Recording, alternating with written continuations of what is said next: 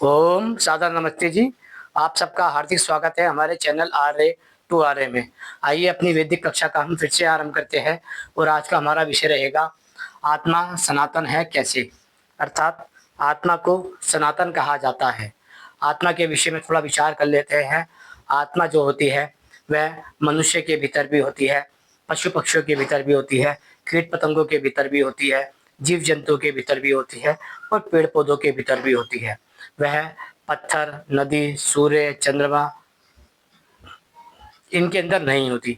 इसलिए ये जड़ वस्तु होती है और ये चेतन वस्तु होती है।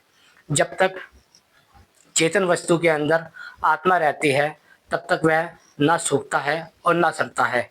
जैसे कि कभी आपने देखा होगा, मनुष्य के शरीर से यदि आत्मा निकल जाती है तो उसका शरीर सड़ने लगता है, और यदि पेड़ पौधों में से आत्मा निकल जाती है तो वह पेड़ सूखने लगता है, नष्ट होने लगता है।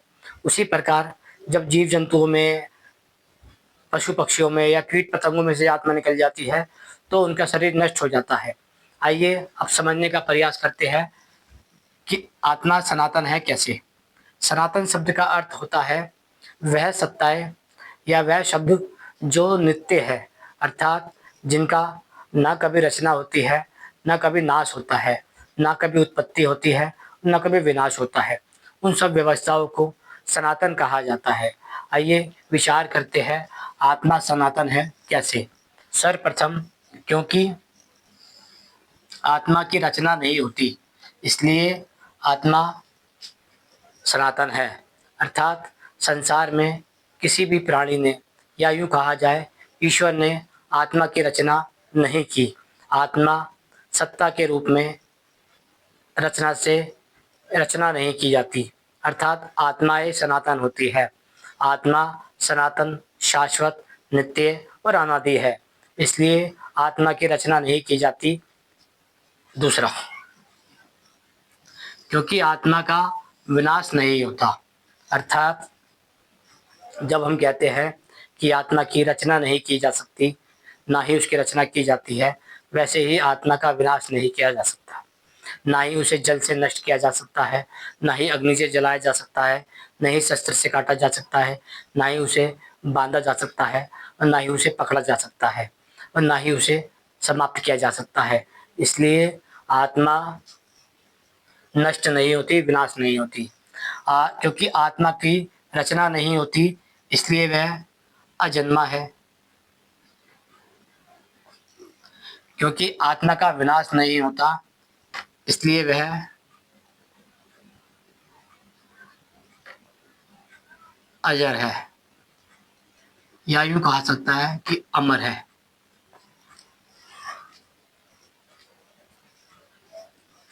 तीसरा, क्योंकि आत्मा का विलय भी नहीं होता इसलिए आत्मा के विषय में लोगों को बहुत सी भ्रांतियां हैं। वह ये मानते हैं कि आत्मा की रचना ईश्वर के द्वारा होती है, और जब आत्मा अपना कार्यकाल पूरा कर लेती है तो वह ईश्वर में जाके विलीन हो जाती है, अर्थात जो आत्माएं है वह ईश्वर का टुकड़ा होता है। तो लोगों के मन में ये भ्रांति है, किंतु वह इतना नहीं सोचते। यदि आत्माएं ईश्वर का टुकड़ा होती तो वह भी अनंत सामर्थ्य वाली होती। जिस प्रकार सोने का, चांदी का या लोहे का टुकड़ा अपने धातु से अलग होने के बाद भी अपने गुण कर्म स्वभाव का रहता है, वैसे ही यदि आत्मा परमात्मा का अंश होती तो वह भी उसी गुण कर्म स्वभाव वाली होती जिसका ईश्वर है। किंतु ईश्वर में और आत्मा में बहुत से अंतर होते हैं।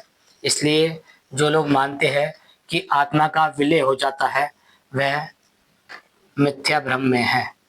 अब आता है, क्योंकि आत्मा अपने सत्ता वाली होती है, अर्थात आत्मा जो है वह अपने सत्ता वाली होती है। इसका अर्थ ये होता है कि आत्मा को ना ही किसी ने बनाया है और ना ही उसे कोई नष्ट कर सकता है। ना ही वह पहली बार कभी बनी थी और ना ही कभी अंतिम बार बनेगी। वह सनातन सत्ता है, अर्थात वह नित्य है और शाश्वत है। ना ही उसकी रचना की जा सकती है और ना ही उसे नष्ट किया जा सकता है। आत्माओं का अपना अपना अस्तित्व होता है, इसलिए उसे अस्तित्व विहीन करना असंभव है। जो लोग कहते हैं कि आत्मा का अस्तित्व मिट जाता है वह भ्रम में है, अज्ञान में है। आत्मा का अपना अस्तित्व होता है, इसलिए उसे मिटाया नहीं जा सकता। अब आता है क्योंकि आत्मा अमर है, अजर है, अर्थात वह कई कई सृष्टियाँ भोग चुकी है, वह कई सृष्टियाँ भोग रही है और वह कई सृष्टियाँ आगे भी भोगेगी। अर्थात जिसे हम संसार कह रहे हैं, यह पहले भी था, आज भी है और आगे भी रहेगा। ये लगातार उसी प्रकार चलते रहता है जिस प्रकार कुम्हार मट्टी से घड़ा बनाता है, उसको नियंत्रित करता है और फिर नष्ट कर देता है। फिर दोबारा मिट्टी से घड़ा बनाता है, नियंत्रित करता है और नष्ट कर देता है। जब ये प्रक्रिया लगातार चलती रहती है तो इसको ही परिवर्तनशील सनातन व्यवस्था कहते हैं। वैसे ही आत्मा अजर, अमर, अविनाशी होती है। फिर आता है क्योंकि आत्मा का अस्तित्व शाश्वत होता है, अर्थात आत्मा शाश्वत है, उसे भेदा नहीं जा सकता। जब हम कहते हैं कि ईश्वर अभेद है, उसका कोई भेद नहीं पा सकता, उसी प्रकार आत्मा भी अभेद है, वह भी शाश्वत सत्ता है। मनुष्य जो भी आत्मा के बारे में जानता है वह उसके गुण, कर्म और स्वभाव के कारण जानता है। उसी प्रकार हम जितनी भी व्यवस्थाएं कि ईश्वर के बारे में जानते हैं वह भी उसके गुण, कर्म और स्वभाव के कारण जानते हैं। अन्यथा दोनों ही आकार रहित है, अर्थात वह संसार में रहकर भी संसार से अलग उसी प्रकार रहता है जैसे आत्मा शरीर के अंदर रहकर भी आत्मा शरीर से अलग रहता है। जैसे मेरा शरीर है, यदि आप मेरा हाथ काट देंगे तो भी शरीर के अंदर आत्मा रहेगा, और यदि इसको बीच में से काट देंगे तो भी आत्मा का नाश नहीं हो सकता।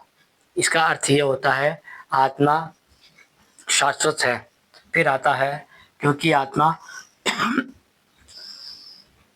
आत्मा संख्या के रूप में अनंत है, अर्थात जब हम बात करते हैं आत्मा की तो आत्मा अनंत है, अर्थात वह कितनी है इसकी संख्या का आंकड़ा नहीं लगाया जा सकता। जब हम कहते हैं कि आत्मा के विषय में बताइए तो आत्माओं के विषय में आप मुख्य रूप से यही समझ सकते हैं कि आत्मा अनंत है, इसलिए उसे संख्याओं में नहीं गिना जा सकता। फिर आता है क्योंकि आत्मा की इच्छा स्वतंत्र है। आत्मा की जो इच्छाएं होती है उस पर किसी का नियंत्रण नहीं होता, अर्थात आत्मा क्या चाहती है और क्या नहीं चाहती है यह स्वयं आत्मा की इच्छा होती है। किंतु आत्मा अपनी इच्छाएं तभी पूर्ण कर सकती है जब वह प्राणियों के शरीर में आती है, लेकिन वह एक शरीर में एक ही आत्मा का वास होता है। इसलिए जब हम कहते हैं कि मेरे शरीर पे किसी और की आत्मा आ गई, किसी और के शरीर पे किसी तीसरे व्यक्ति की आत्मा आ गई, तो ये मुख्य रूप से हमारा भ्रम होता है, मानसिक बीमारी होती है, अज्ञान होता है और अविद्या होती है। इसलिए आत्मा की इच्छाएं स्वतंत्र है, लेकिन वह शरीर में आने के बाद कार्य करती है, और एक आत्मा एक शरीर में रह सकती है, इससे अधिक में नहीं। फिर आता है क्योंकि आत्मा का मुख्य गुण चेतना है, अर्थात आत्मा का जो मुख्य गुण है वह चेतना है। हम जब किसी से पहचानते हैं कि मनुष्य के शरीर में या प्राणियों के शरीर में या जीव जंतु के शरीर से या कीट पतंगों के शरीर से आत्मा निकल गई है, जब वह अपनी चेतना को ले जाता है अपने साथ, अर्थात जिसमें से हम कहते हैं कि इसके प्राण निकल गए हैं, तो वह प्राण जो है चेतना को भी कहते हैं। अर्थात जब वह प्राण निकल जाते हैं, चेतना निकल जाती है, तो शरीर नश्वर हो जाता है। इसलिए जो आत्मा का मुख्य गुण है वह चेतना है। इसलिए हम आत्मा को चेतना मात्र भी मानते हैं, लेकिन आपको ये समझ लेना चाहिए कि आत्मा सनातन है, ना उसकी रचना की जा सकती है, ना उसका विनाश किया जा सकता है, ना ही उसे किसी में मिलाया जा सकता है, विलय किया जा सकता है। वह अपने सत्ता वाली होती है, वह अमर है, वह अस्तित्व वाली है, वह अनंत है, वह स्वतंत्र है, वह चेतना है, चेतन मात्र है। अर्थात ईश्वर के विषय में हम जब अवधारणा करते हैं, वही अवधारणा मनुष्य आत्मा के विषय में कर लेता है। कई प्रकार वह सोचता है कि आत्मा ही परमात्मा है और परमात्मा ही आत्मा है। ऐसा बिल्कुल नहीं है। आत्माएं संख्या के तौर पे अनंत होती है,